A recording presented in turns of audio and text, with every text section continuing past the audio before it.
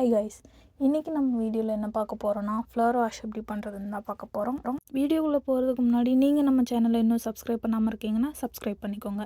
மறக்காமல் பெல் ஐக்கானை ப்ரெஸ் பண்ணிக்கோங்க. வாங்க வீடியோக்குள்ளே போகலாம். ஃப்ளவர் வாஷ் பண்ணுறதுக்கு ஃபர்ஸ்ட் நான் பைன் ட்ரீ கோன்ஸ் எடுத்திருக்கேன். இது பார்க்குறதுக்கே ஃப்ளவர் மாதிரி இருக்கும். நம்ம இதை கலர் பண்ணி எடுத்துக்கலாம். ஃபஸ்ட்டு நான் ஒயிட் கலர் கோட்டிங் கொடுத்துருக்கேன். அப்போ தான் வேறு கலர் கொடுக்கும்போது அது நல்லா தெரியுன்றதுக்காக.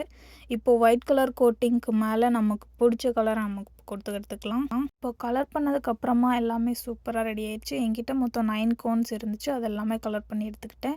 நெக்ஸ்ட் நம்ம ஒரு பேப்பர் எடுத்துருக்கோம். அந்த பேப்பரை நம்ம சுருட்டி ஸ்டிக் மாதிரி எடுத்துக்கலாம். இப்போ அதில் கம் போட்டு ஒட்டி எடுத்துக்கோங்க. இதே மாதிரி நமக்கு 9 ஸ்டிக்ஸ் தேவைப்படுது.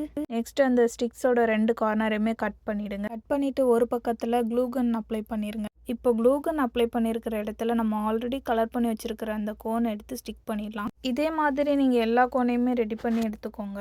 அவ்வளோதாங்க, நம்ம ஃப்ளவர் வாஷ் ரெடி ஆகிடுச்சு.